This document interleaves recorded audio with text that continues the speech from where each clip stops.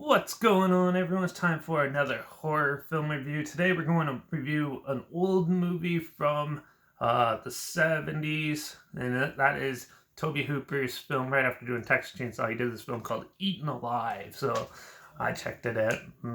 Let's hear about it. Well, it was released July 30th, 1977, and it was directed by Toby Hooper, who, if you're not sure who he is, he's the one who directed the original Texas Chainsaw Massacre. He's usually credited in the sequels as a producer, like Well, he also directed Texas Chainsaw Massacre Part 2. I have a review for that one. He also was a producer on the Texas Chainsaw, um, Leatherface, uh, Leatherface, Texas Chainsaw Massacre 3, Texas Chainsaw Massacre: The Next Generation, the 2003 remake, Texas Chainsaw Massacre: The Beginning, and also the latest 2022 version as well. He's credited as a producer, even though he's dead. Rest in peace. But besides that, he's also did like Poltergeist and Life Force, The Funhouse, Salem's Lot. He has quite the backing track record for horror. He's a horror icon for sure. Now, Eaten Alive is one of his dirtier, grittier films. So this is a story of um, a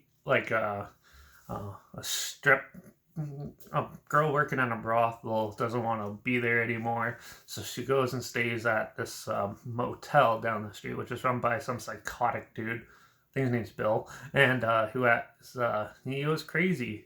He kills people at random and feeds them to his hungry crocodile and stuff. So as she goes and learns more about this guy and the place, yeah, it goes to a big 180. Basically, it kills her off, and then you meet this young family that never really shouldn't really get along, but do, and they have like a kid, and yeah, they run into problems with this owner, and basically you're watching a mental breakdown of somebody um, who's going psychotically and gets taste for killing people and tries to do it and then ends up running out of bad luck on his own.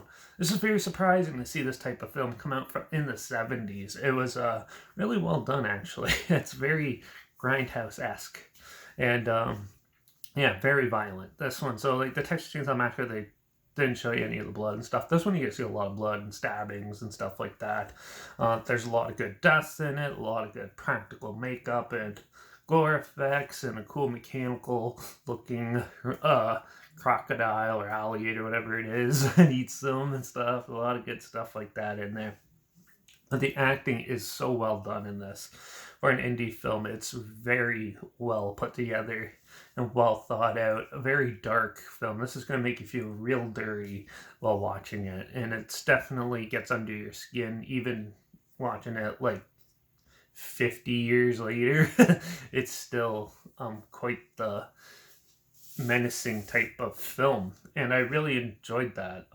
Definitely was look that's what I was looking for when I looked up films to look at. So this was definitely way up my alley. It's an early precursor to the slasher films. This is before the slasher genre exploded, but is definitely one of the underrated, and it takes more of a psychological approach while showing you the main guy that's going insane and stuff. You basically get pulled through his warped mind, and you just gotta watch all these heinous acts go about. And it's very, you kind of feel attached to him and sorry for him, but at the same time, you kind of like stunned at how violent and evil this guy can be. And yeah, it's very rare for movies to do that.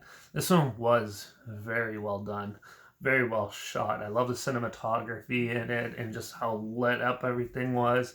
And it has like this weird, he played with like colors and stuff. So there's like a red tinge in some scenes, and the outside ones are more like a bluish tinge and stuff, color and stuff on the with the way they shot it, and it was really well done. The acting is phenomenal. Special effects are really good. This is a really fast-paced movie too. Once it gets going, it drags you in. You'll be dragged through the mud in no time, and then all of a sudden it just abruptly ends. It just leaves me wanting more, and I don't think there's a sequel to it, but this was definitely one of the more darker, grittier type of slasher films, which I actually really enjoy. This is more like what the remake of the Texas Chainsaw Massacre went for when they did that. It's dark and grittier like that, but in a 70s style. This is more for like fans of like The Last House on the Left and Texas Chainsaw and stuff. You like the brutality and the shock of films from that time period. This one would be for you. This one is definitely for the more hardcore horror slasher fan out there. It's definitely one of the most disturbing ones out there, and an overlooked gem from Tobe Hooper, I think. It just left me wanting more, and I don't really have anything else to complain about it. Except for the fact that I thought it was a little too short. They could have expanded it, made it a little bit more because it was so juicy. It's like biting into a really good steak and you just don't want it to end and stuff. So yeah. But other than that, Eaten Alive is a fantastic horror slasher film. I really enjoyed it. It's very dark and gritty, just the way I like it.